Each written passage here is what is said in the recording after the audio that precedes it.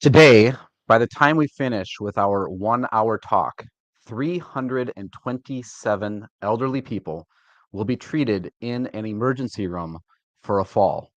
That is one every 11 seconds. Now, I'm sorry to say this next piece, but three of those people will pass away from that fall, one every 19 minutes. I'm sure we can agree that those are jolting statistics, yet they come from the National Council on Aging. Many of us have dealt with elderly loved ones who have fallen, and in fact, one in four elderly persons experiences a fall each year. Beyond simply falling, there are other personal health and safety mishaps for the elderly that many of us have heard about or experienced: wandering away from home, unexplained car scrapes, or even full blown car accidents, faltering nutrition, dangerous home repairs, stoves left on, freezers left open, missing or wrong medication, and neglected personal hygiene, among others. That's just a small list of unlucky accidents. Another class of items that can give rise to a caregiving crisis are chronic conditions or suddenly emerging illnesses.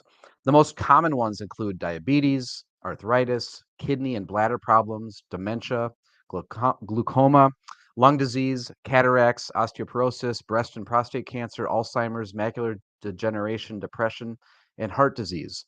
Whenever any of these personal and health safety issues arise, inevitably they draw attention to a wide range of medical care, legal, and financial issues as well. For example, some key questions include: are our loved ones' health and Medicare really being monitored? Are we certain that they have all the recommended legal safeguards in place for decisions about their care and estate matters? Do we know how our loved ones plan to pay for late in life care? Is there any plan in place that actually makes sense?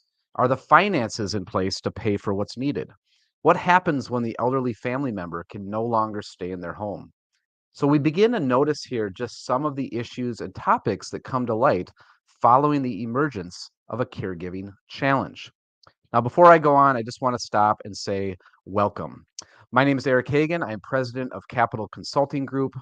We are an independent wealth management firm. CCG consists of myself, of our chief investment officer, Tom Fox, financial advisors, Dan Oshman and Rana Grant, as well as our client support team, John Knutson and Marilyn Westmark. Together, we steward long-term relationships with our clients, and we work only for our clients. We are an independent firm. We are not owned by a bank, by an insurance company, or by some large financial institution. We're located in Eden Prairie, Minnesota. We serve people all over Minnesota with our 100% virtual advisor capabilities. We serve people all over the country as well. We can help you see both your entire financial situation today, as well as every year into the future through our personal wealth planning services. If you'd like to learn more about that after today's message, you can watch the 2-minute video at clearfinancialfuture.com. And we give our clients' life savings the attention it deserves with our Smart Mix portfolio solution. Smart Mix is our personalized portfolio solution for individual investors. So, welcome to today's presentation. I thank you for coming out here, for being here today, and committing your time to learning more about elder care. I can assure you of one thing about this presentation, and that is that I believe you'll be better prepared to meet elder caregiving challenges after listening to this talk. You may be wondering, why is a financial professional up here today talking about family caregiving challenges? Well, I do this as a service to my clients and our community because I've seen many families struggle with these issues. Families spanning generations often reach certain stages of equilibrium and happiness, which can go on and last for quite some time. And then something happens. Usually to the oldest generation, a caregiving crisis hits, and few families know what to do. Stress increases as family harmony and happiness dissipate. Many of my clients are part of the classic sandwich generation. They're putting their kids through college, they're trying to save for retirement, and now they suddenly face new pressures and challenges taking care of one or more elderly parents. So I'm doing this because I've seen families devastated by the consequences of unplanned caregiving for elderly family members. Those consequences hit people on all levels: personal, professional, emotional. Sometimes families get torn apart when a caregiving challenge becomes a crisis. When this happens, it makes my job harder. When there is no planning and a crisis hits, it can have a big impact on people's financial plan across multiple generations, impacting grandchildren, adult children, and of course, our oldest loved ones. As you'll see, these unhappy events typically raise questions about a family member's personal care, their living situation, their medical care, their personal finances, and legal issues. Over the course of this presentation, we want to keep in mind how these almost inevitable unhappy moments can be made less harmful and even less unhappy by planning for them. Because when no planning has been done, any single one of those questions about a loved one's affairs can become a full blown crisis. But it's more often one in a series of events that wreak havoc. Of course, that's what we don't want to happen to you and your family. So that's why I do this presentation. And in case you're wondering, I also want to assure you that this is not a sales presentation. You will not hear anything remotely close to a sales pitch here today. Please note that I am always trying to respect people's time, so we've got a lot to cover. I'm not going to be taking any questions during the presentation so that I can be sure that all of you are done here on schedule and on time. But I will be glad to talk with you about your specific situation. I'll also be extending an invitation to you to start developing your own caregiving plan for your family. And I'll tell you more about that here in a little bit. Now, when it comes to caring for an aging loved one, most families don't have a plan until there's a problem.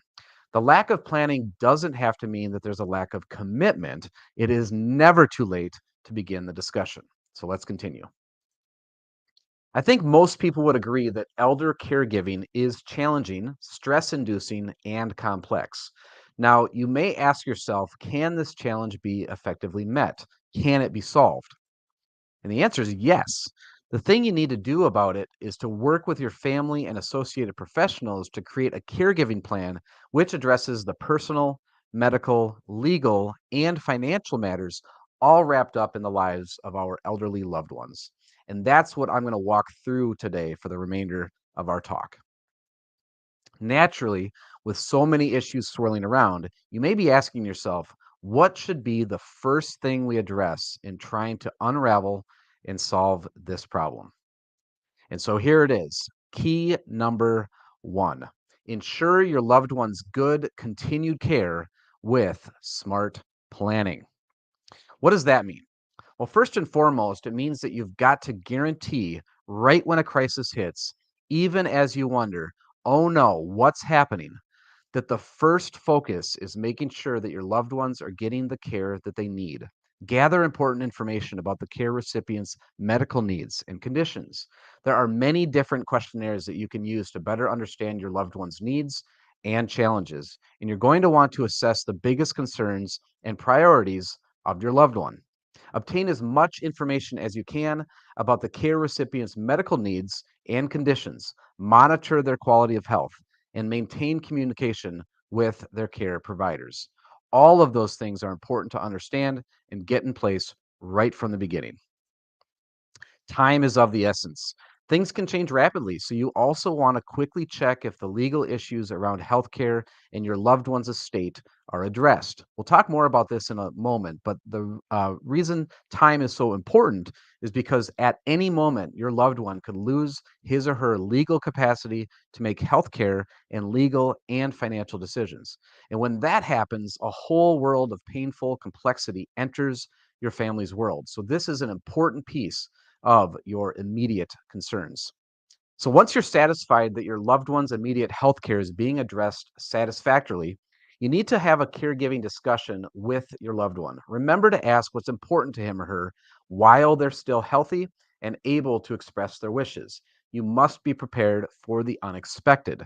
Something to keep in mind is that having a discussion about money and aging with loved ones may be difficult, but it is key.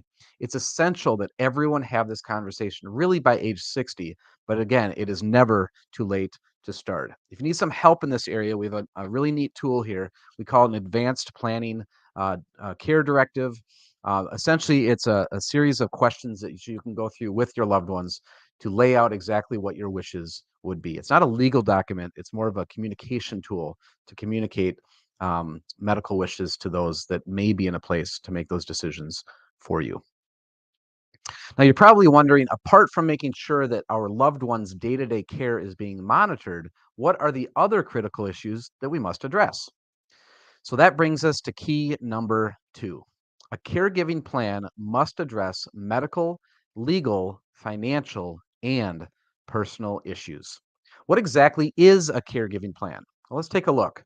Your caregiving plan provides a framework for discussing all the what ifs that may unfold in the very near or further out future. It outlines your care recipient's wishes and priorities, and it assesses needs in medical, legal, financial, and personal areas.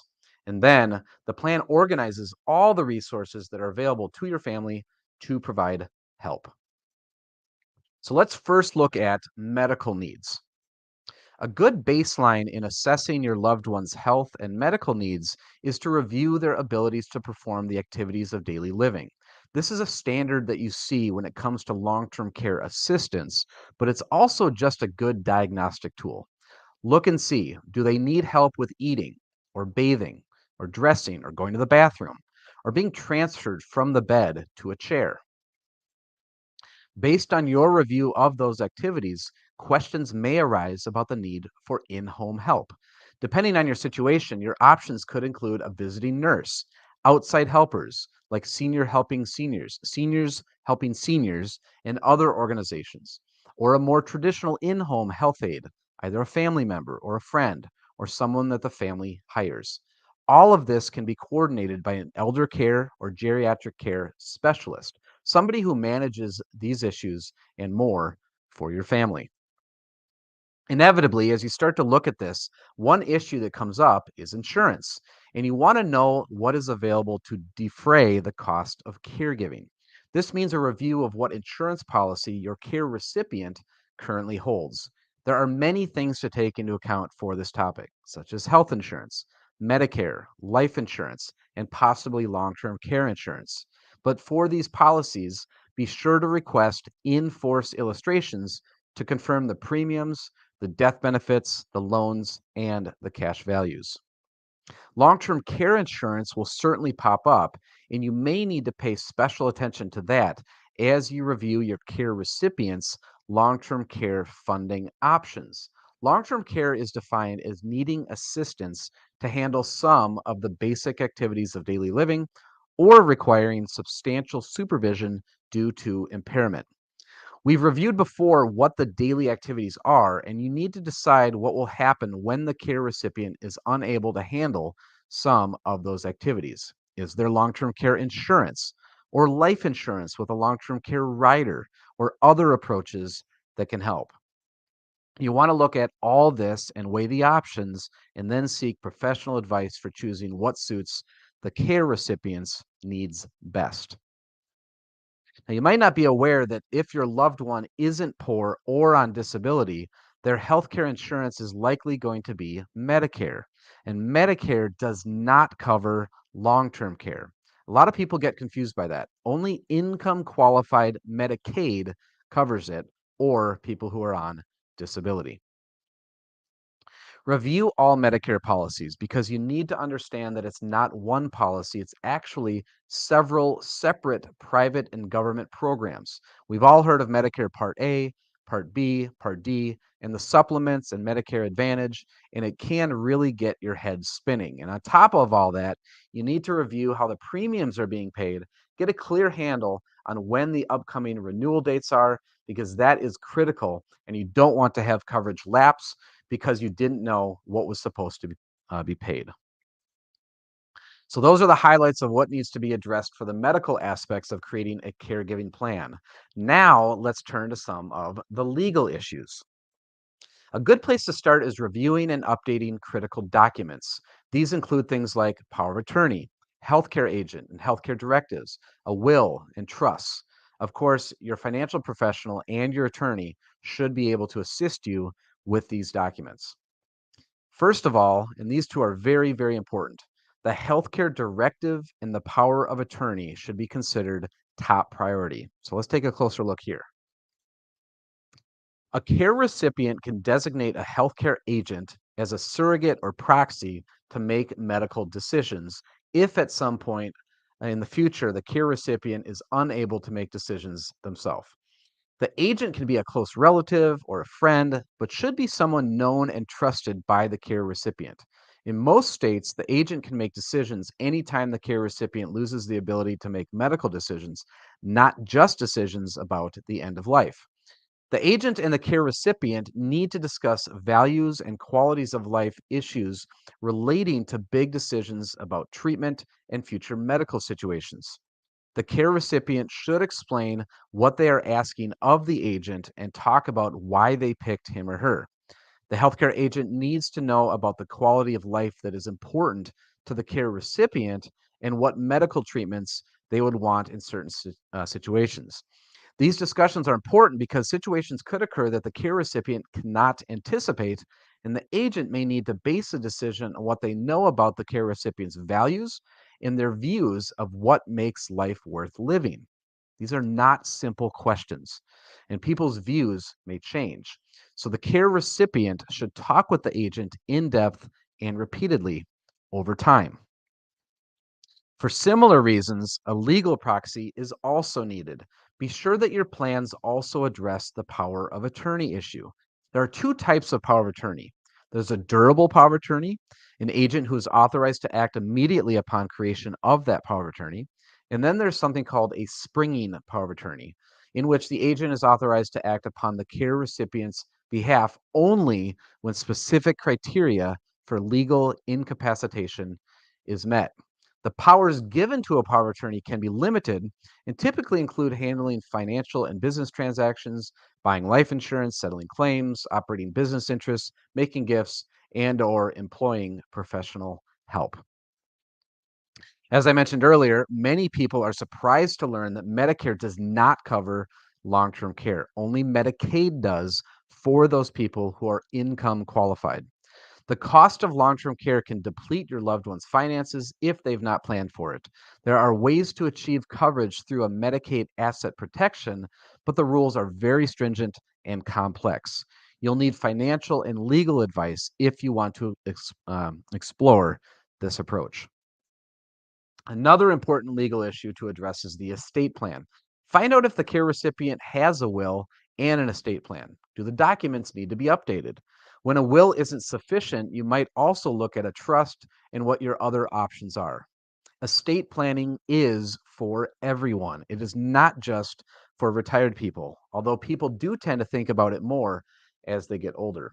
Estate planning is not just for the wealthy either, although people who have built some wealth do often think more about how to preserve it.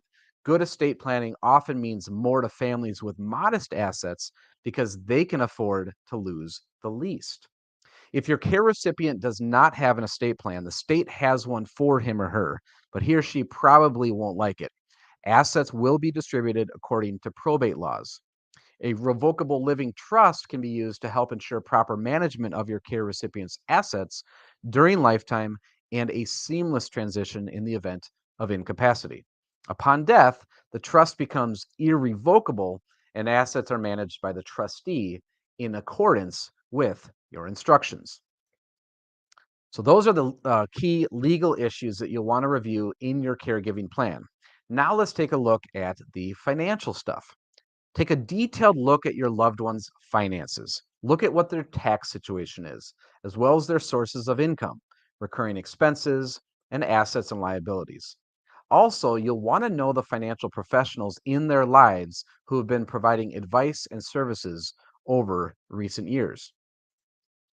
So let's dive into some detail. When you're reviewing income and expenses, identify all the sources of income. Are there any pensions? What about the IRAs? And what's going on regarding required minimum distributions? Is there an annuity in place or more than one annuity? Is there life insurance? And what's the situation with that? What about investments? Is there rental income? Savings and checkings accounts as well. Whatever sources of income there are, you need to go through all of them. On the flip side, expenses to consider include: how is housing being paid for? How is transportation being paid for? What are the regular healthcare expenses? What's being spent each month for food and entertainment? And of course, drugs and medical care are important issues on the expense side. You also need to look at it from the perspective of assets and liabilities. What's the situation? Do they have a home? Is it paid for? Is there a mortgage or even a second mortgage? Do they have a second home? And if so, what's the status with that? Do they have rental property? What's the situation with cash, money market, CDs? Are there any land, bond, equities, etc.? Create a list of all the assets they have, some of which produce income and some of which don't. And then on the liability side, list the mortgages, the credit lines, credit card debt, property tax, and all the things like that. Another piece of the puzzle is taking a look at their current investments and their savings. Identify all the savings and investment accounts that are held by the care recipient and your family. What is the asset allocation of those investments? Is it appropriate? Does the allocation really match the care recipient's risk profile at this point in time? Again, a financial professional can answer questions for you and create strategies for investments if they are not already in place. It's also critical that you review the titling and beneficiaries on all those accounts. You've got to confirm that this is done and done correctly. We've seen so many mistakes made in this area over the years. It's really painful when somebody passes away and it turns out that the beneficiary on a big account is someone the loved one did not want to receive it, but no one had looked at the account in years. You want to confirm that the beneficiaries and contingent beneficiaries on all these accounts are in place, that they're up to date, and that they reflect the care recipient's desires and needs. You need to do this not just for investments, but also for insurance, annuities, and everything else. Because again, mistakes are found too late and they can be painful and embarrassing, and you just do not want that to happen. Naturally, as part of your review, you're going to want to identify the financial professionals involved in your loved one's life. Who is the accountant? Who is the insurance agent? Do they have an estate attorney? Do they have a financial professional? Is there a bank rep involved? And any other professionals that come to mind. It's also important to review the tax situation. Understand how the taxes are being paid on income and property and who's filing them quarterly and annually. If there is in-home help that your loved one is paying for or you're getting ready to pay for, are the proper taxes being withheld or is it outsourced to a company? If it's somebody you're paying directly, you need to figure out the tax issues. Likewise, you'll also want to inquire about elderly employer tax benefits if, in fact, you are hiring somebody to come in as a caregiver. There are medical care and dependent care deductions and that sort of thing. Like I've said, this is an area where it's important to seek professional help. Your financial professional and your accountant can be extremely helpful in situations like this. Once you've completed a survey of your loved one's finances, then, as part of the caregiving plan, you need to create a financial plan and a monthly budget. Understand your care recipient's monthly cash flow. Where is all the money coming from and where is it going out? You also need to ensure that all the bills are being paid on time. And who's going to do all this? It's important to continually monitor spending and bank accounts because oftentimes money starts disappearing, going out the door for a variety of reasons. Sometimes dementia is undiagnosed, or somebody is caught up late at night buying a gazillion things from QVC, or sometimes a less than savory situation of financial exploitation is going on. You want to be able to monitor what's happening. Some things to consider doing: ensure bills are paid on time to avoid penalties and interest. Create online access to monitor spending. Create automated payments for bills. Keep an eye out for fraud. Often, vulnerable seniors are targeted online by scammers, hackers, and fraudulent phone calls and mail. Misrepresentation is another common type of fraud, especially within the investment world. Criminals can provide phony advice, offer fictitious financial services, and make false sales pitches in online forums. It's important to be mindful of personal identification information and keep it private. Be proactive and monitor your loved one's credit report regularly to look for any discrepancies. Instruct your loved one regarding internet safety, explain the risks, and teach him or her how to avoid those risks. Encourage your care recipient to seek help if they are unsure. So that covers the financial piece to some degree, but you also will need to address the personal side of things. Look closely at the personal needs of your loved one and what living options appeal to them. Pretty much everybody wants to stay in their home as long as they possibly can. But when the end of that road comes and something else has to happen, what are the options? Is it moving in with a family member? Is it moving to a retirement facility or some sort of assisted living? Or another option, making sure that your loved one is taking advantage of all the benefits that they qualify for. Many families aren't aware of all the benefits that are available, and AARP is a good resource that can help you determine if your loved one does qualify for some additional benefits. Your loved one may also want to write a letter of instruction that goes beyond the will or any sort of legal document. This is a letter that serves as a reminder to the family of the sentiment behind your loved one's wishes.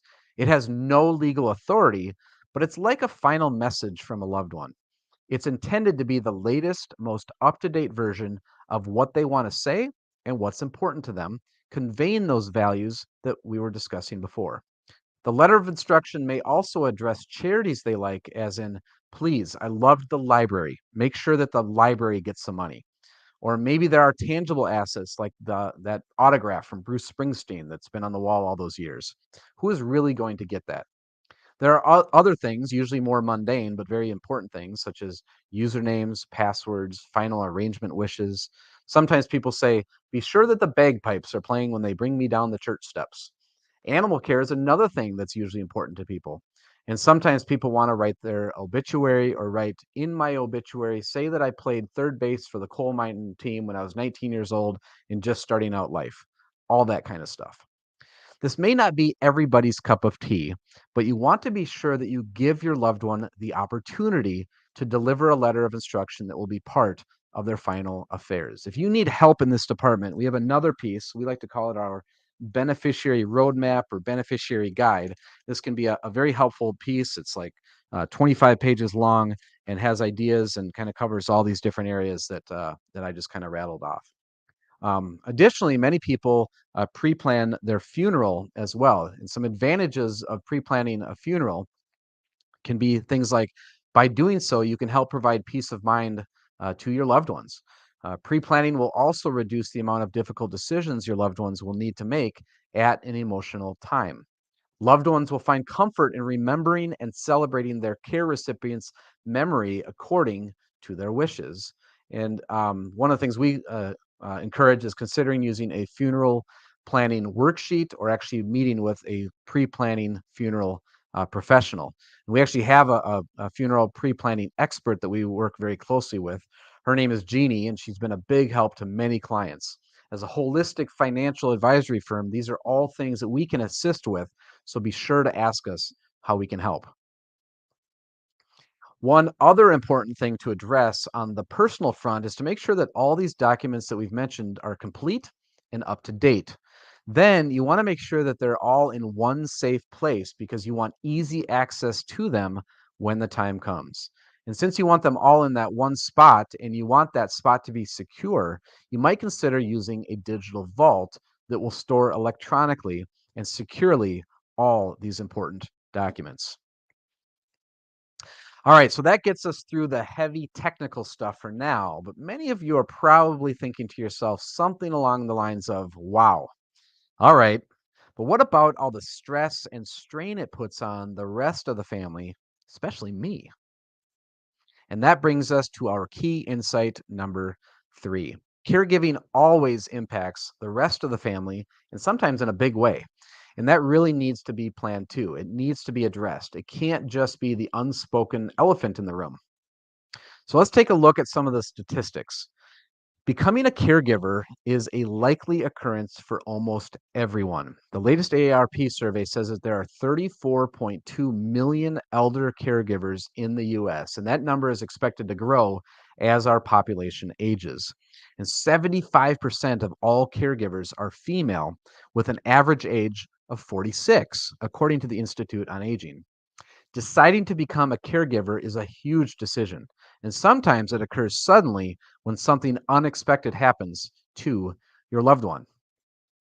But remember, you're not alone, and it's important that you recognize that the caregiving plan really must address the caregiver's needs too. Because when this stuff hits, it's challenging. There are demands on your personal and professional life. There can be a loss of income plus additional expenses, and stress at home and disharmony within the family. And almost inevitably, burnout and other emotional effects can hit. This issue needs to be addressed right from the beginning. As I said, it's not an easy task, but caregivers often get caught up in delivering care to their loved ones and feel that it is something that they just have to do. But it can cause them to forget about their own needs and their own wants as well. Here we see the sad truth that caregivers are susceptible to depression and anxiety. 23% of caregivers have moderate to severe depression, and 33% have moderate to severe anxiety. So, caregivers need to take care of themselves too and be supported by the entire family. Some of you here right now are caregivers, and hopefully you know to stay on top of your health to address your basic needs by getting rest and exercise. Don't be afraid to ask for help. Look to join support groups. They are out there and they can help you find, and we can help you find them if you need assistance. Caregivers and families may want to take advantage of services specifically aimed at their situation. This could be something like getting a geriatric care or elder care manager involved. There are visiting nurses, in home aides, adult daycare, and a variety of other services. It's important that you're aware of these services so that you can consider working them into the caregiving plan whenever possible. There are also organizations and services to help the caregiver. There are people who can organize healthcare information for your family, negotiate bill payments, others who locate and hire nurses and therapists, or schedule and attend doctor appointments, and others who run errands, cook, or offer companionship. You can contact your local area agency to find more about resources available for elder care by visiting eldercare.gov. You can also attend local support groups for caregivers that can help manage your feelings and provide a sense of community and understanding. There's also help available in the form of technology. The most well known are personal emergency response services like Life Alert or Great Call, where the care recipient wears a device where they can press a button and get help right away. These have really advanced in abilities and stylishness over the past several years, so I recommend that you look into them, even if you think mom would never wear it. There are also medication reminders, medication being a critical piece of well being. You probably already know of Skype and FaceTime and other services that will let you check in and say hello. And finally, many websites or apps offer a digital vault to store medical information, like your list of doctors, prescriptions, and other things like that. Many technologies exist, and they do relieve some of the burden of the caregiver. Additionally, apps and devices like Fitbit, Lifeline, and others will also track health data such as heart rate, temperature, blood sugar, blood pressure. GPS tracking devices are available to monitor the location of a loved one and receive alerts if he or she leaves a designated geographical location. Some digital vaults, like Health Vault, also allow doctors and professionals to view and add to your information. See if your healthcare provider has a patient portal. For some of you, the help that we've discussed will enable you to preserve your job, and this can be a great thing. Keep working if it's possible, though, of course, sometimes it's not. If you are employed, inquire about benefits such as the Family Leave Act. The key piece is that you maintain communication with your employer about what's going on. So now you may be saying to yourself, we don't have expertise in all these areas. How can we possibly start to address these complex issues, not to mention afford it? And that brings us to key number 4, which is we need a team approach to produce the best caregiving plan. This is everything in your loved ones' lives coming together at the end. It's a lot of different things from a lot of different disciplines all coming together. And it's easy to feel overwhelmed, and putting together all the pieces of the puzzle can be difficult and time consuming. The most important thing is that you don't take on the caregiving challenge alone because you really can't do it. It's important to work with others in your family. As you build a team of people who can assist you and create this plan, you need to include other family members, the care recipient, him or herself, and anybody else who provides emotional support. It's a difficult time of life, and these are difficult issues, but nonetheless, they really do need to be addressed. You definitely want to seek professional advice when developing your caregiving plan. Your team at varying times will draw from people in various fields who are trained and experienced with addressing these complex issues that will likely include financial professionals such as myself, an estate attorney or other attorneys, insurance experts, CPAs, geriatric care managers, and so on. We're getting close to finishing, so let's review. You know the four key challenges. It's a complicated stage of life for your loved one, and for you, and for the rest of your family. Not planning will increase the challenge and the problems. The key issues that need addressing, we've run through them, are medical, legal, financial, and personal. And you know it really does require a team approach to succeed. Now, some of the following things may be running around in your mind at this point because they're common reactions when people sit down and look at all these issues. I've never done this before, and it's very complicated. The stakes are too high here to ignore the issues. Mom's or dad's health, wealth, and well being need to be attended to. I don't have enough experience in healthcare for the elderly to manage these issues. We're going to need help understanding the financial issues or legal issues involved here. These are natural, so don't be concerned. It is complicated, but it can be solved. So let's talk about getting started with a caregiving plan.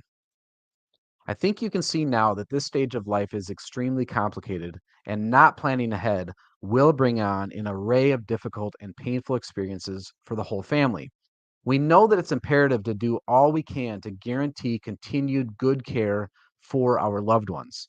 Some of them will have a long, slow, and relatively safe decline, while others will go through quick, shocking episodes of illness and deterioration. We've got to have a plan in place.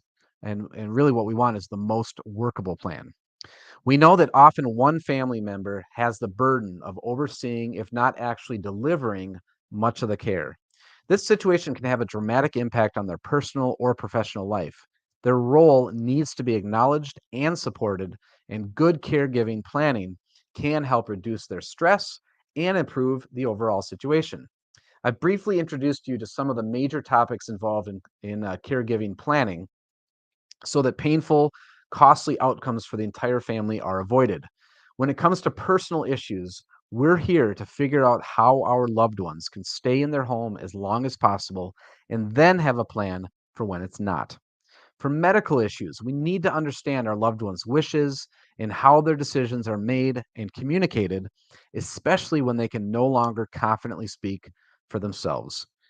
For legal issues, it means putting into place and updating the range of legal documents related to our loved one's estate and legacy so that their wishes are followed, including an easy and efficient transfer of their assets at the proper time. And financial issues. Financial planning is needed so that our loved ones' finances can be best organized to pay for their safe care as long as it is needed. And as I've said, these personal, medical, legal, and financial planning issues will require the participation of professionals on your team from time to time. And these professionals can guide a family to varying degrees. All of what I've just recapped here must be covered in the creation of a caregiving plan. It's the one comprehensive way that everyone involved, all generations, can be assured that care for their loved ones will be handled well. I'd like to help you get started with this process of creating a caregiving plan. To do so, your next step is to schedule some time to connect. During our meeting, we will identify where you and your family stand in regard to having the key elements of a caregiving plan in place. We'll also come up with the next steps for the most critical issues that need addressing. Coming out of that meeting, we can work with you in a variety of ways. We can act as your resource and help you find the right people you need for assistance on developing a caregiving plan. Naturally, we can help you with the key financial planning and investment advice that relates to your family's situation. And in certain cases, we can act as the lead for your caregiving team with our comprehensive financial planning experience and assist and guide you on the healthcare, legal, financial, and investment issues to put in place an effective caregiving plan. Regardless, when you leave our caregiving plan overview meeting, we'll send you home with specific action steps for starting your family's caregiving plan and some useful resources designed to help you educate yourself and your family about this important challenge that you face. One of those key resources that we'll have for you at this meeting is our family guide to caregiving. You can see it there. And we'll be sure to have a copy of this for you to take home. We want to help you and your family be prepared and organized for this aspect of your life and the lives of your loved ones so that you and your family can have peace of mind knowing that you've got a smart caregiving plan. So, to schedule some time to connect, please visit our website. I have a link specifically to our calendar, www.schedulewitheric.com. It's a 24/7 scheduling tool. If you are an existing client, please schedule a client review. And in the notes of that, just put you want to start a caregiving plan or want to talk about it. If you are new to our firm, then I ask that you go to the website and schedule what we call a fit meeting to start this discussion. All right. So that concludes our message here today. Thank you for taking some time out of your busy schedule to be here. If you found value in today's presentation, would you please share this message with others that you care about? This is a really important subject. It's becoming more and more important as our country ages, and we want people to be informed. So with that, I will go ahead and sign us off. Again, thank you for your time here today, and I'll look for you on the calendar very, very soon. Bye now.